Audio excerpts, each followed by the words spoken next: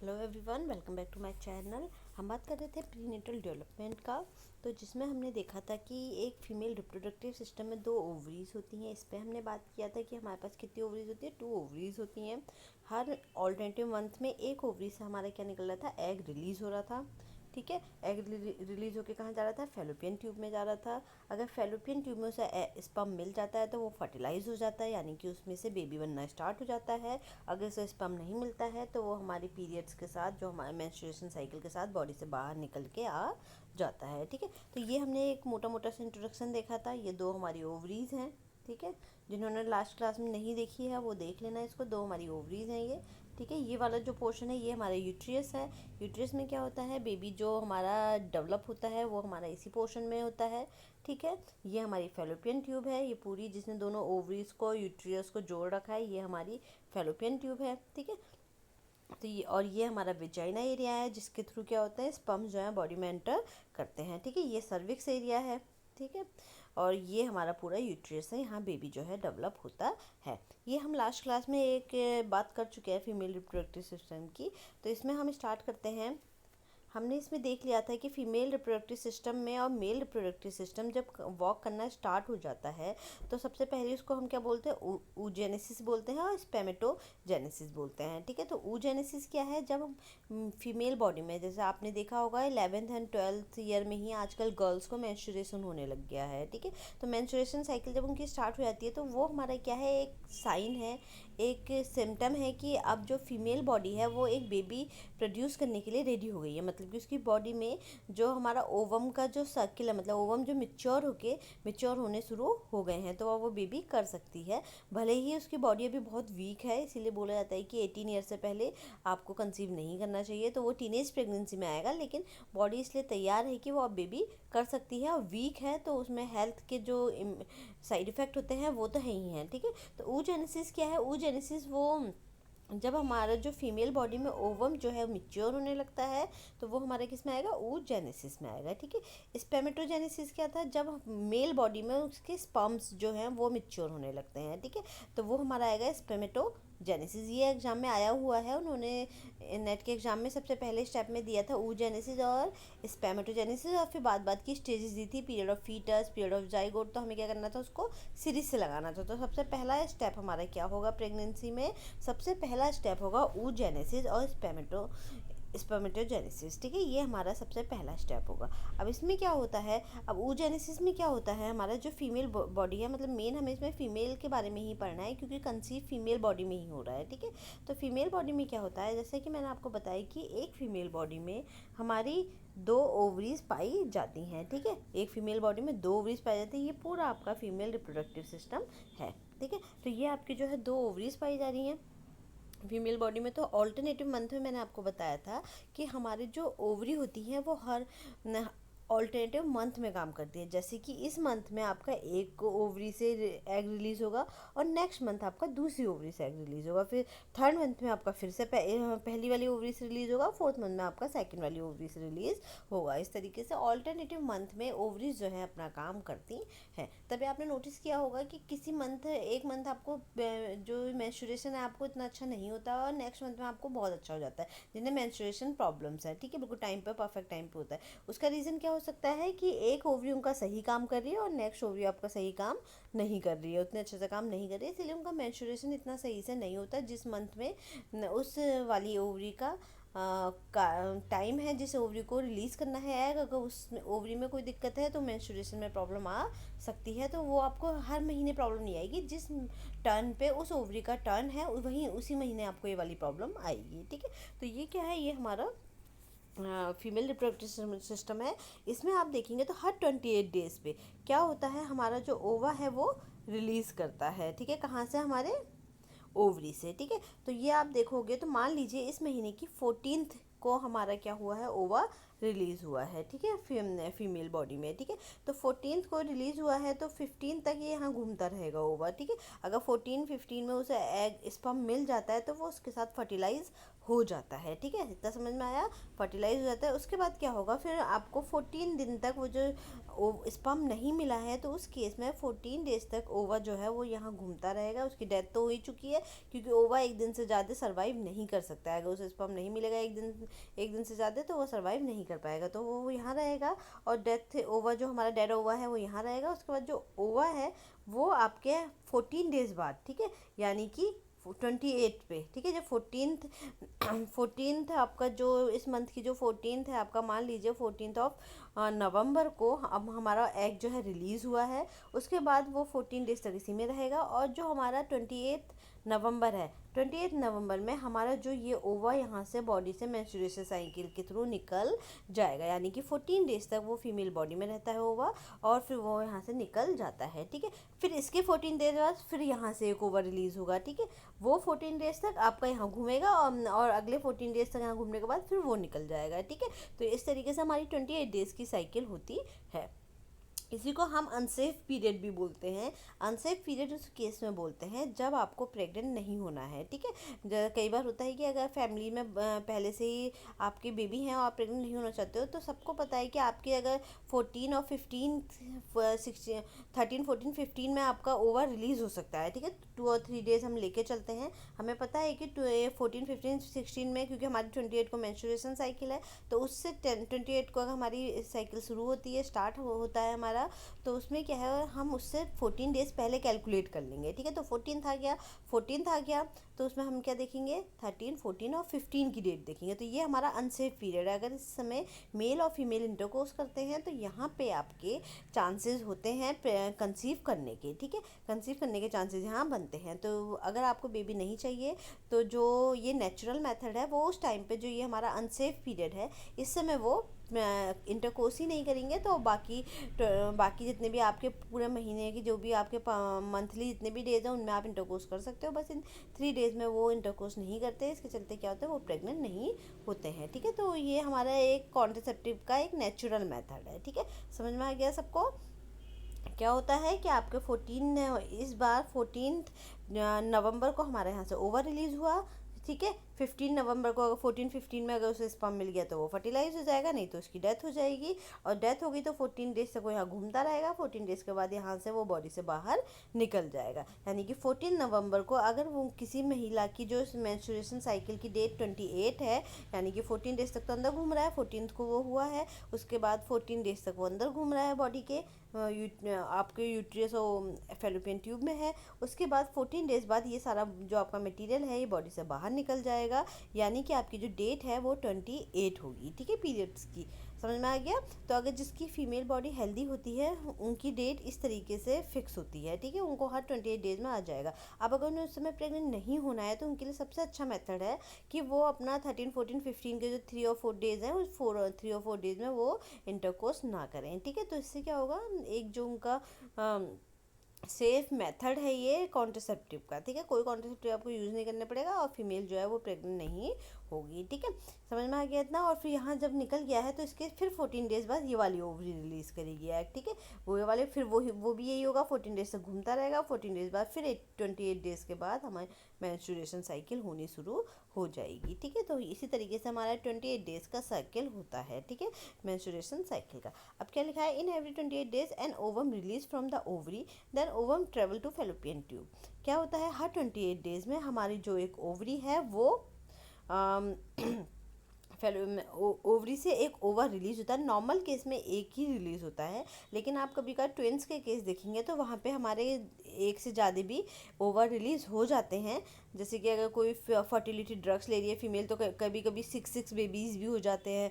ठीक है, तो वो उसके नॉर्मल केस की बात हम करेंगे तो वहाँ ज़्यादा एक ही ओवर रिलीज़ होता है एक टाइम में एक ओवरी से, लेकिन कभी कभी एक से ज़्यादा भी हो जाते हैं, जो हम ट्विंस के ट्रिपलेट्स के केस देखते हैं। ठीक है, ओवरी से क्या होगा, 28 डेज़ में एक ओवम रिलीज़ होगा हर एक ओवरी से। That ovum travels to fallopian tube. और ये ओवम क्या करता है, यहाँ फैलोपियन ट्यूब में घूमता है। ठीक है, 14 डेज तक ये घूमता रहेगा। अगर पहले दिन में इसको स्पर्म मिल गया तो ये फर्टिलाइज हो जाएगा, नहीं तो इसकी डेथ हो जाएगी। और 14 डेज तक ये घूमता रहेगा। ठीक है, इतना समझ में आ गया, घूमता रहेगा और फिर वो 14 डेज बाद डेड ओवा जो है वो बॉडी से बाहर निकल जाएगा। ठीक है, तो फिर क्या है, हमारा जो spot on the ovary from ovum was release. अब जिस जगह से जो हमारा ओवम है वो रिलीज़ हुआ था, मान लीजिए इस जगह से हमारे जो इस ओवरी के जिस पॉइंट से हमारा ओवम जो है वो रिलीज़ हुआ था, उसको हम क्या बोलते हैं, अब कॉर्पस ल्यूटियम बोलते हैं। और ये कॉर्पस ल्यूटियम का काम क्या होता है, ये इंपॉर्टेंट टर्म है कॉर्पस ल्यूटियम। इसका काम ये क्या है, वो स्पॉट है जिस स्पॉट से हमारा जिस जगह से हमारा ओवा जो है रिलीज़ हुआ था, ठीक है, कॉर्पस ल्यूटियम बोलते हैं हम उसे। इसका काम क्या होता है, ये हार्मोन्स को सीक्रेट करता है। और उस हार्मोन का काम क्या होता है, जो हमारी यूट्रियस है, ठीक है, ये जो यूट्रियस है इसकी वॉल पे ब्लड की लाइनिंग बनाना, ठीक है, एक तरह से ब्लड की लाइनिंग बना देना एक तरह से, ताकि बच्चा जब उसमें आए, जब बेबी आए तो बेबी उससे ब्लड के थ्रू अपना नरिशमेंट ले सके, ठीक है। तो ये ब्लड का एक कुशन और एक लाइनिंग जैसा ये बना देता है, कि ब्लड की एक लेयर बना देता है यूट्रियस में अंदर की तरफ से, ठीक है। तो इसका काम क्या है, कॉर्पस ल्यूटियम क्या करता है, एक हार्मोन सीक्रेट करता है और अंदर से ब्लड की एक यूट्रस की लाइनिंग बनाना शुरू ये कर देता है, ठीक है। और अगर इफ़ ओवम नॉट फर्टिलाइज, अगर जो है ओवम फर्टिलाइज नहीं हुआ है एक दिन में, एग स्पर्म नहीं मिला है, अनमैरिड केस है, स्पर्म नहीं मिला है, फीमेल बॉडी ने इंटरकोर्स नहीं हुआ है फीमेल बॉडी में, तो वो क्या होगा, ओवा जो है वो फर्टिलाइज नहीं होगा, ओवा फर्टिलाइज नहीं होगा। और इस केस में जो यहाँ पे हमारा कॉर्पस ल्यूटियम था ना, वो श्रिंक कर जाएगा। और जब वो श्रिंक करेगा तो ये जितने भी हमारी लाइनिंग है यहाँ पे जो बनी थी बेबी को लेने के लिए, बेबी को इम्प्लांट करने के लिए, ठीक है, जो यहाँ लाइनिंग बनी थी, वो लाइनिंग जो है, जो ब्लड की पूरी लाइनिंग थी, ये मेंस्ट्रुएशन के साथ हमारी बॉडी के बाहर निकल जाएगी। और इसके साथ जो अनफर्टिलाइज्ड एग है, मतलब कि जिस एग को स्पर्म नहीं मिला है, जिस एग की डेड हो चुकी है जो एग, वो भी इस लाइनिंग के साथ बॉडी से बाहर निकल जाएगा। मेंस्ट्रुएशन साइकिल के साथ साथ वो एग भी निकल जाता है, पर हम उसे देख नहीं सकते क्योंकि वो बहुत छोटा होता है, बिल्कुल डॉट जैसा, ठीक है। समझ में आया इतना। तो क्या बताया मैंने इसमें, सबसे पहली स्टेज हमारी oogenesis और स्पर्मेटोजेनेसिस होती है। oogenesis क्या होती है, oogenesis हमारा जब हम ओवम हमारा मेच्योर होता है, और स्पर्मेटोजेनेसिस क्या होता है, जब हमारा स्पर्म मेच्योर होने लगता है, ठीक है। तो हमारी फीमेल बॉडी में 2 ओवरीज होती हैं, दोनों ओवरीज में से एक ओवरी अपना एक एग रिलीज़ करती है। जब वो एग रिलीज़ करती है तो जिस पॉइंट से वो एग रिलीज़ हुआ होता है उस पॉइंट को हम अब कॉर्पस ल्यूटियम बोलते हैं।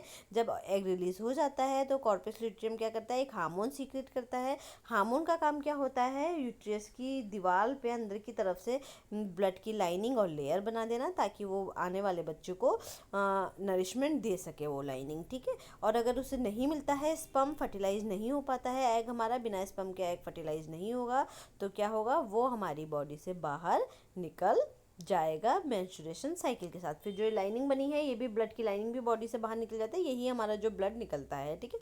तो ब्लड की लाइनिंग भी निकल जाती है और साथ ही साथ हमारा एग भी इसके साथ ही बाहर रिलीज हो जाता है। ये आपका एक मोटा सा आइडिया है। ये आपकी ओवरी है, ओवरी के अंदर बहुत सारे एग रहते हैं, ठीक है। एक ओवरी साइड की होगी जो दिखाई नहीं है, इसमें आधा ही स्ट्रक्चर है। ये आपका फैलोपियन ट्यूब है, ये पूरी आपकी क्या है, फैलोपियन ट्यूब है। ये जो आपका आया है ये बेबी उस केस में है, ये जो एग है ये इस केस में है जिस केस में फर्टिलाइज हो चुका है, ठीक है। अगर फर्टिलाइज होगा तो वो इस तरीके से होगा, इसे हम अभी पढ़ेंगे, ठीक है। तो अगर फर्टिलाइज नहीं हुआ है तो ये वाला है, ये अनफर्टिलाइज्ड एग है, ये पहला वाला, और बाकी सारे फर्टिलाइज एग हो गए हैं, ठीक है। आगे जाके इसको स्पर्म मिल गया है। लेकिन अगर हम मान लें कि ये सब हमें नहीं मिला है, ये वाला स्टेप नहीं हुआ है, तो क्या होगा, यही वाला एग अनफर्टिलाइज ही यहाँ से जा करके बॉडी से बाहर निकल जाएगा, और साथ ही जो लाइनिंग है ये भी ब्लड की बाहर निकल जाएगी, ठीक है। फिर है हमारा ओजेनेसिस, है हमारी डिम्ब की परिपक्वता। शुक्राणु जनन है हमारा परिपक्व शुक्राणु। प्रत्येक 28 डेज में एक अंडाशय से एक डिम्ब निकल के फैलोपियन ट्यूब तक आता है। डिम्ब से अंडाशय पर स्पॉट जारी किया जाता है, जिसे अब कॉर्पस ल्यूटियम कहा जाता है, जो हार्मोन को स्रावित करता है, जो एक निश्चित डिम्ब प्राप्त करने के लिए गर्भाशय की परत को तैयार करता है, ठीक है। क्या करेगा, जहाँ से हमारा वो निकला था डिम्ब ओवरी से, उसको अब हमने क्या बोला है, कॉर्पस ल्यूटियम बोला है। कॉर्पस ल्यूटियम का काम क्या है, हार्मोन का श्रावित करना हार्मोन को। और ये किस लिए करता है, श्रावित करके यूट्रस की लाइनिंग बना देता है ब्लड की, वहाँ पे ब्लड की लाइनिंग बन जाती है, जिससे क्या होता है, ब्लड की लाइनिंग बनने से क्या होगा, हमारा जो डिम्ब है वो जब वो आएगा, जो हमारा एग जो फर्टिलाइज होगा, जब वो आ जाएगा तो वो उसको नरिशमेंट देने का काम करेगा, ठीक है।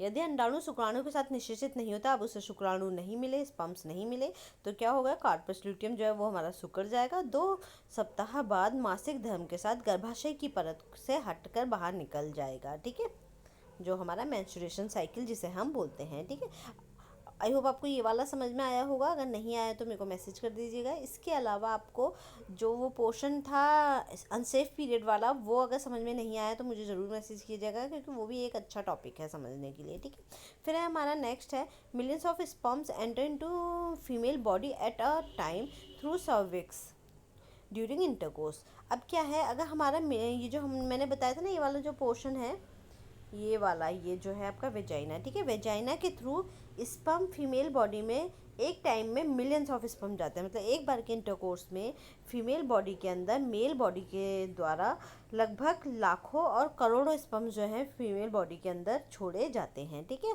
तो millions of sperms enter into the female body. Millions of sperm मतलब लाखों स्पर्म, करोड़ों स्पर्म जो है फीमेल बॉडी के अंदर एंटर करते हैं एट अ टाइम, एक समय में, थ्रू सर्विक्स। किसके थ्रू, सर्विक्स के थ्रू ड्यूरिंग इंटरकोर्स। सर्विक्स कौन सा वाला पार्ट है, ये वाला पार्ट है। ठीक है, सर्विक्स के थ्रू इंटरकोर्स के दौरान क्या होता है, जब मेल और फीमेल सेक्स करते हैं उसके दौरान क्या होता है, हमारा यहाँ से स्पर्म जो है, मिलियंस ऑफ स्पर्म एक बार में फीमेल बॉडी में जाते हैं। ठीक है, every sperm has a tail that permit sperm to swing a long distance into the fallopian tube. अगर आप देखेंगे तो जो स्पर्म होता है, ठीक है, ये आप देख रहे हैं यहाँ पे छोटे छोटे से जो ये हैं, ये स्पर्म्स हैं। ठीक है, ये बीच वाला जो है ये ओवा है। ठीक है, ये वाला जो है ये ओवा है, और ये जो छोटे छोटे से हैं ये स्पर्म्स हैं। ठीक है, तो ये स्पर्म्स में आप देखोगे तो इनकी टेल होती है। ठीक है, यानी कि इनकी एक पूंछ जैसी होती है। उस पूंछ का काम क्या होता है, उस पूंछ का काम होता है स्पर्म को फीमेल बॉडी से ऊपर की तरफ लेके जाना, इस तरीके से। ठीक है, ये पूंछ क्या करती है ना, ऊपर की तरफ ले जाने में हेल्प करती है सारे स्पर्म्स को। अगर पूंछ नहीं होगी, उनकी टेल नहीं होगी, तो स्पर्म जो है फीमेल बॉडी में ट्रेवल नहीं कर पाएंगे। ठीक है, तो ये देख रहे हैं आप, इसमें क्या है, ये आपका स्पर्म का एक डिज़ाइन है।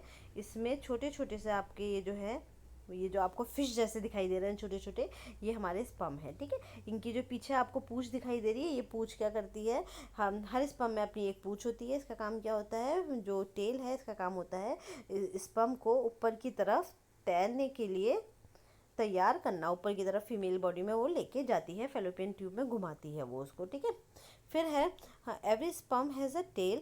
ठीक है, हर स्पर्म में एक टेल होती है that permits sperm to swing along, जो क्या करती है, जो हमारा स्पर्म है उसको स्विम करने में, यानी कि ऊपर की तरफ जाने में हेल्प करती है, और ये फैलोपियन ट्यूब में लंबे समय तक घूम सकते हैं हमारे स्पर्म्स। ठीक है, only 300 to 500 reach to the ovum. अब देखो, हमने millions of sperm female body में आए थे, लेकिन उनमें से ज़्यादातर स्पर्म जो हैं ऊपर तक पहुंच ही नहीं पाते, उनकी डेथ हो जाती है, और सिर्फ 300 to 500 स्पर्म ही ओवम तक पहुंच पाते हैं। ठीक है, और उसमें से भी सिर्फ एक ही स्पर्म जो है एक ओवम को फर्टिलाइज कर सकता है। ठीक है, मतलब सोचो, मिलियंस ऑफ स्पर्म्स आए थे, जिनमें से ओवम तक सिर्फ 300 to 500 तक ही पहुंच पाए, 500 तक पहुंचे।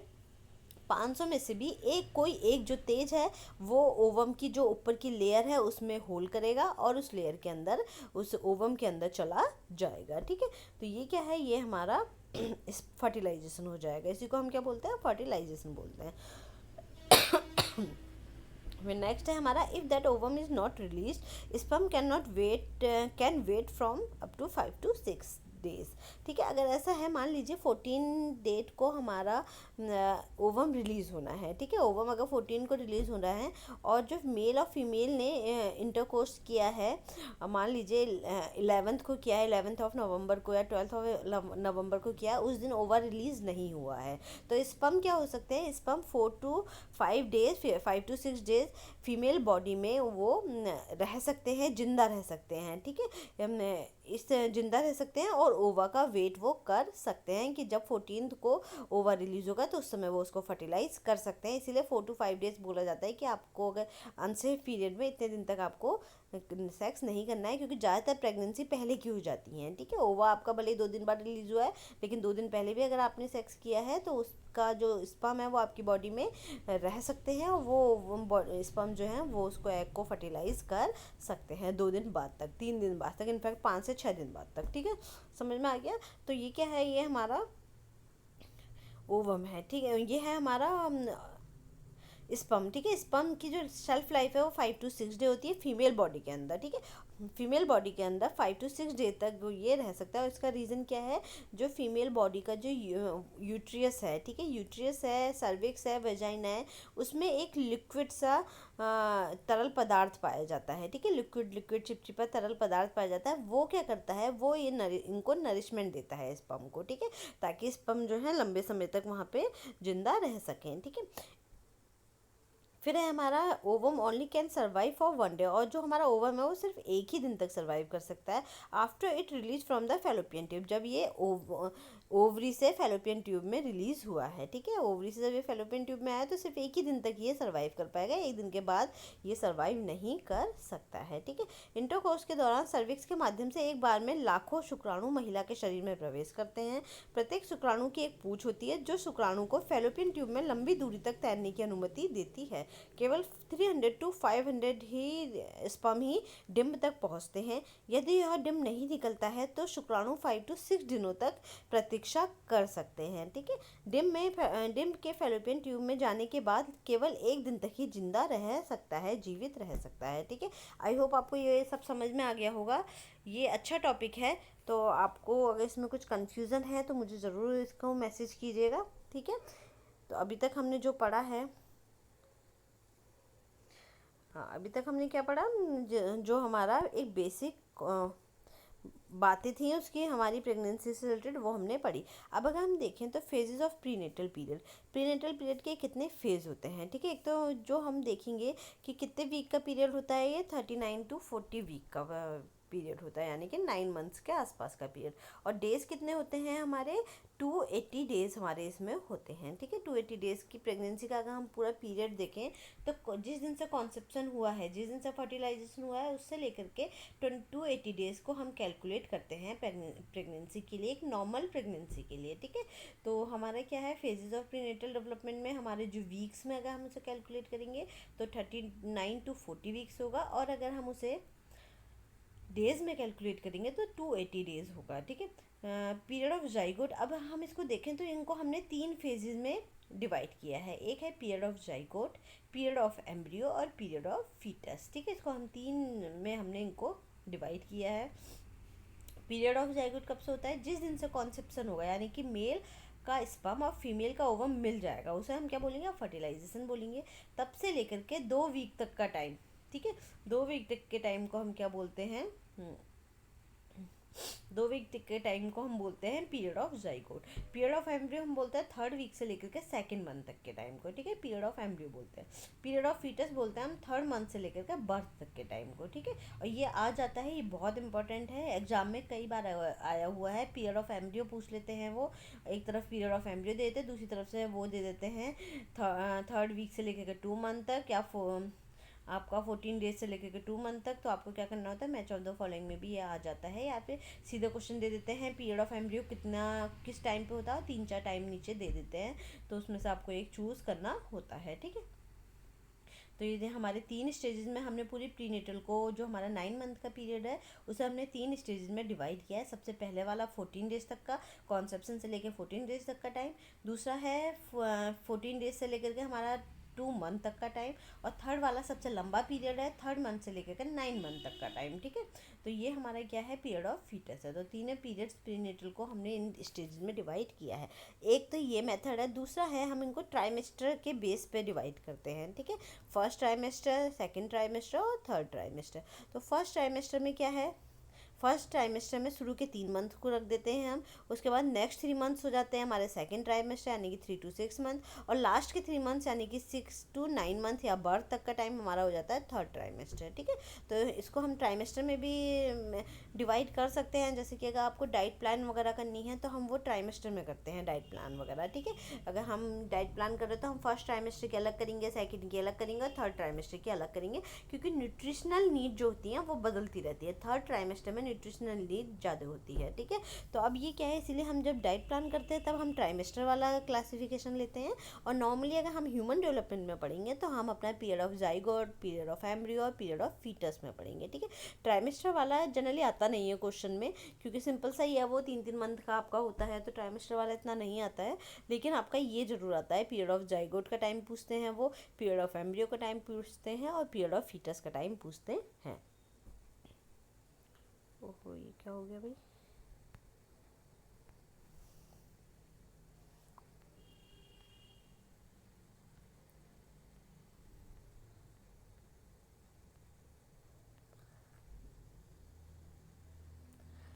इसमें कुछ, चलो आज के लिए इतना काफ़ी है, इसको मैं कल, हिंदी की मेरी कुछ ये शायद स्लाइड गलत हो गई है, तो मैं कल इसे लेके आऊँगी सही करके। तो तब तक के लिए इतना काफ़ी है। आज के लिए जो भी मैंने पढ़ा है इसे रिवाइज कर लीजिएगा, क्योंकि इसमें से क्वेश्चन बनता है। और सबसे इम्पॉर्टेंट जो पोर्शन है ये, इसमें आपका जो 3 मैंने स्टेजेस पढ़ाई हैं ये सबसे ज़्यादा इम्पॉर्टेंट है। इसके अलावा कॉर्पस ल्यूटियम भी आ जाता है, oogenesis और स्पर्मेटोजेनेसिस भी आया हुआ है। ठीक है, तो ये हमारे इतना इम्पॉर्टेंट टॉपिक्स आज मैंने पढ़ाए हैं। चलिए, thank you everyone, have a nice day.